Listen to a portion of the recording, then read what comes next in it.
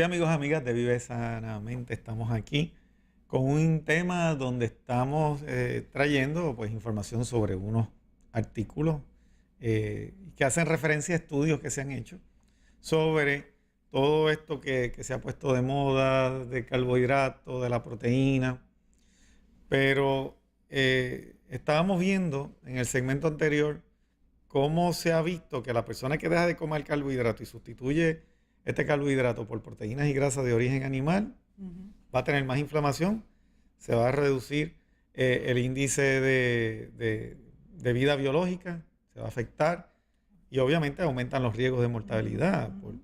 por las enfermedades y los demás procesos que se llevan a cabo.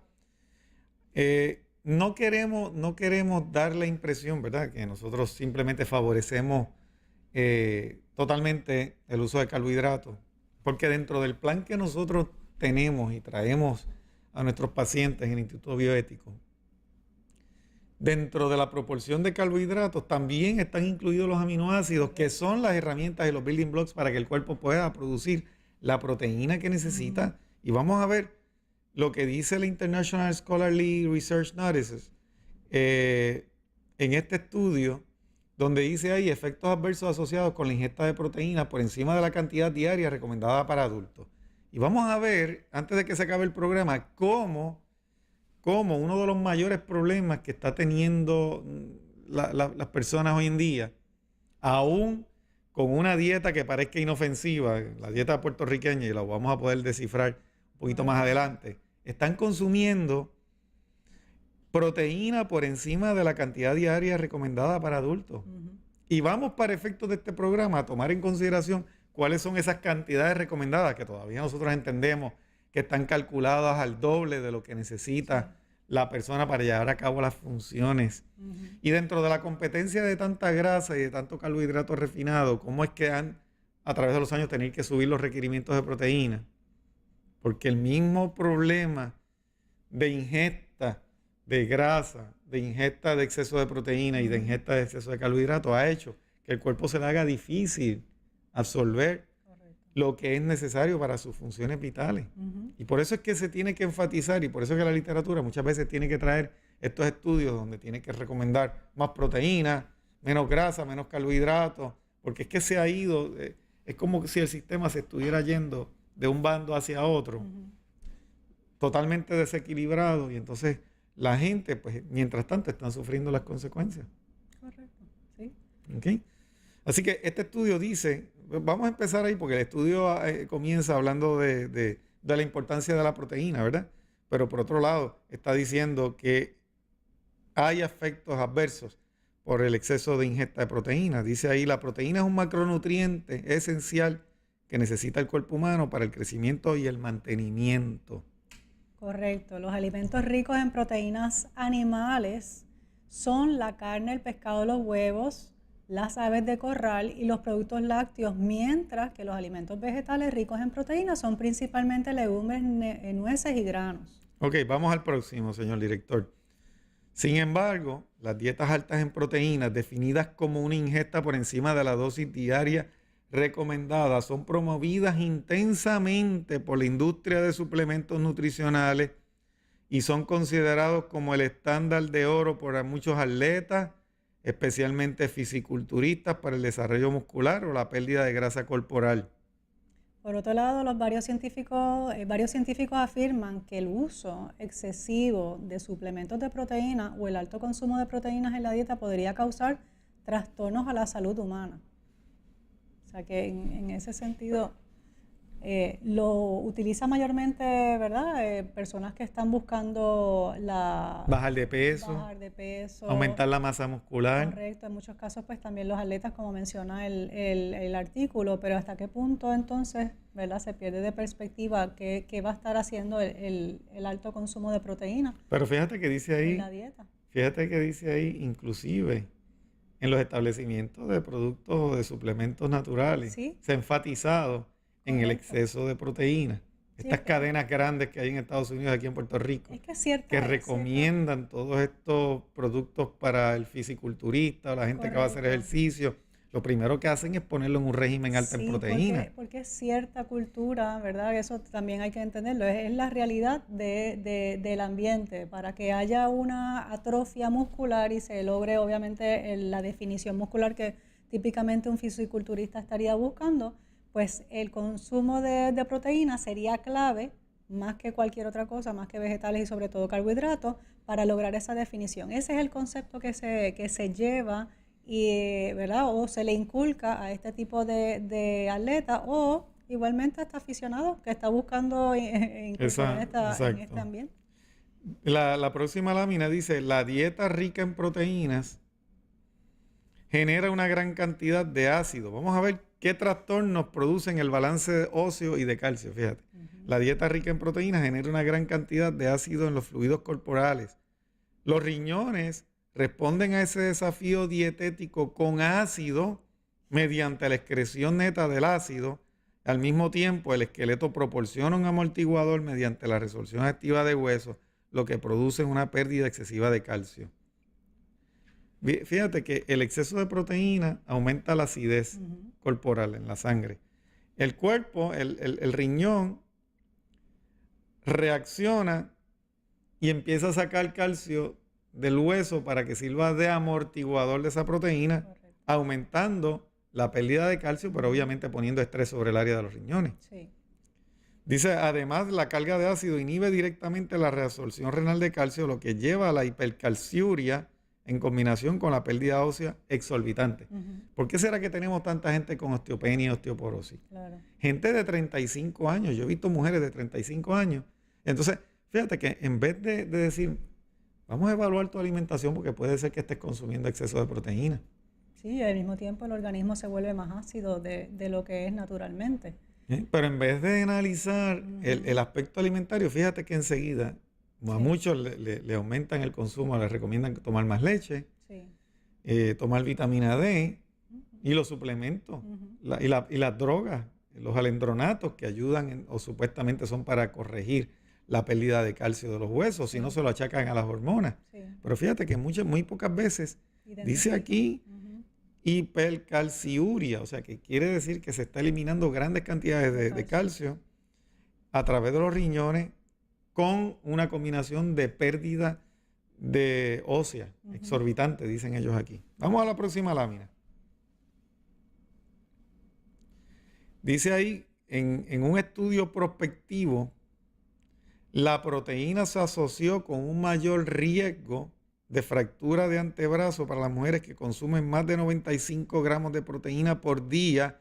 Y acuérdense de ese número, 95 gramos de proteína por día, en comparación con las que consumieron menos de 68 gramos por día. ¿Ok? Ya ahí empieza a darnos una idea de lo que se considera mucho. Correcto. Y lo que se considera poco.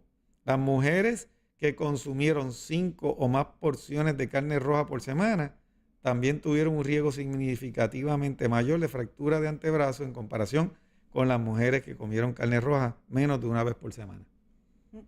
Dato importante. En la próxima lámina sigue hablando de los trastornos de la homeostasis ósea y del calcio. Arián. Claro.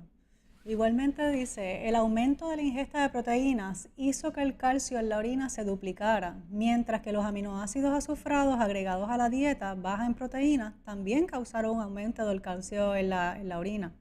Los alimentos de origen animal proporcionan predominantemente precursores de ácido, mientras que las proteínas en los alimentos vegetales se acompañan de precursores básicos que no se encuentran en los alimentos de origen animal. El aumento en la ingesta de proteínas vegetales, por ende, y una disminución en la ingesta de proteínas animales puede disminuir la pérdida ósea y el riesgo de fractura de cadera. Ahora está hablando, añadieron aquí la fractura de cadera, pero fíjate cómo dice ahí, claro, que los alimentos de origen animal proporcionan predominantemente precursores de ácidos. De ácido, correcto. Sin embargo, fíjate que los alimentos o la proteína de vegetales dice que contienen unas sustancias básicas, o sea, que es lo contrario al ácido, que contrarresta el efecto nocivo que puede tener el exceso de proteína de origen animal. O sea, que ellos están diciendo aquí que un aumento en la ingesta o la preferencia de proteínas vegetales sobre la proteína animal, aunque nosotros no estamos de acuerdo tampoco en la ingesta excesiva de alimentos de altos en proteína vegetal, como quiera, fíjense que tiene menos, va a disminuir la pérdida ósea y el riesgo de fractura de cadera. Si las personas Sí. decidieran usar proteína y utilizaran proteína vegetal en vez de proteína de animal, todavía tendrían unos beneficios que no están Exacto. teniendo los que deciden tener la proteína de origen animal. Están ahí ofreciendo una alternativa. Ujú. Al menos, ¿verdad? Se le da. ¿Y qué pasa con todo ese calcio que está baja en la sangre, que baja por los riñones?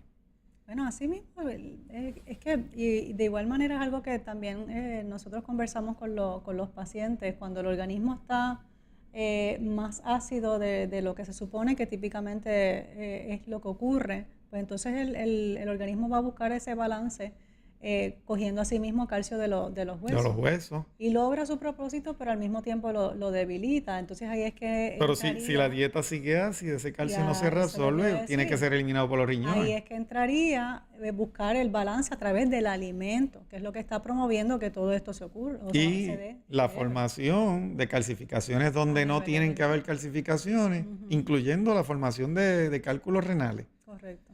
Fíjate que entonces se genera otro trastorno, que es el trastorno de la función renal. Sí. En la próxima lámina dice, la baja ingesta de líquidos y la ingesta excesiva de proteínas son factores de riesgo importantes para los cálculos renales. La ingesta de proteínas aumenta la excreción renal de ácido y las cargas de ácido, a su vez, pueden ser amortiguadas en parte por el hueso que libera calcio o libera calcio para ser excretado por el riñón. Esta hipercalciuria inducida por proteínas podría conducir a la formación de cálculos renales de calcio. Correcto. ¿Ven? Entonces, la persona forma cálculos de calcio, de oxalato de calcio, de ácido úrico, y todo esto viene por esa concentración de ácido que genera el exceso o la ingesta, el aumento en la ingesta de proteínas. Pero eso no es lo único, o sea, el problema del daño en los riñones no es lo único. Ya estamos hablando que se produce osteoporosis, se producen cálculos renales, la química del organismo se vuelve sobreácida, Sí. ¿ven? Pero también dice aquí en la próxima lámina que una dieta, y vamos a lo amarillo directamente, una dieta alta en proteínas durante 6 semanas libera una carga ácida marcada en el riñón y aumenta el riesgo de formación de cálculos. Por 6 semanas nada más. Exacto. Imagínate, por 6 semanas. ¿Eh? Dice aquí que la dieta rica en proteínas animales se asoció con la mayor excreción de ácido úrico no disociado en la orina debido a la reducción del pH urinario. O sea que aumentó el calcio, aumentó el ácido úrico, y cuando aumenta el calcio para formar los cálculos, tratando de neutralizar el pH, porque lo que se está tratando es neutralizar el pH, entonces aumentan también los procesos inflamatorios, Sí. Sí, que era de lo que hablaba el artículo anterior, la inflamación en términos generales. En la próxima lámina dice que los resultados demostraron que el alto producto total de la proteína, particularmente el alto producto de la proteína animal no lácteo, puede acelerar la disminución de la función renal en mujeres con la deficiencia renal leve. Estamos hablando aquí ahora de que pueden aumentar o disminuir, la función renal en mujeres con deficiencia renal leve. Además, un estudio sobre el efecto a corto plazo, aumentar el consumo dietético de proteína animal sobre los factores de riesgo urinario para la formación de piedra, mostró un aumento de los niveles de calcio urinario y del oxalato. ¿Ven? Dice, el aumento que acompaña a la purina dietética provocó un aumento de la excreción de ácido úrico. Se incrementó notablemente la probabilidad relativa general de formación de piedra, calculado a partir de una combinación de los factores de riesgo 250% durante el periodo de alta ingesta de proteínas animales. 250% aumentaron los factores de riesgo para estas condiciones. Sí, que lo está dejando manifiesto de una manera muy, muy sutil, muy clara al mismo tiempo, que eso es importante también. Hay un diagrama, pero yo creo que no voy a entrar en ese diagrama porque ese es el diagrama, vamos a mostrarlo para fines de de que los amigos televidentes vean, pero se les va a hacer muy difícil leerlo, pero es el pathway, ¿verdad? Son los mecanismos patobiológicos de cómo la proteína de origen animal induce la nefrolitiasis o la formación de cálculos. En la próxima lámina habla acerca del exceso de consumo de proteína y el riesgo, el aumento de riesgo de cáncer, trastorno de la función hepática y progresión precipitada de la enfermedad de las arterias coronarias. O sea que ya aquí está incorporando otras áreas de importancia donde se ve recargado. Miren cómo dice, hasta el 80% de los cánceres de mama, intestino y próstata se atribuyen a las prácticas dietéticas y a las comparaciones internacionales muestran también asociaciones positivas con dieta alta en carne. Óyeme, para ahí.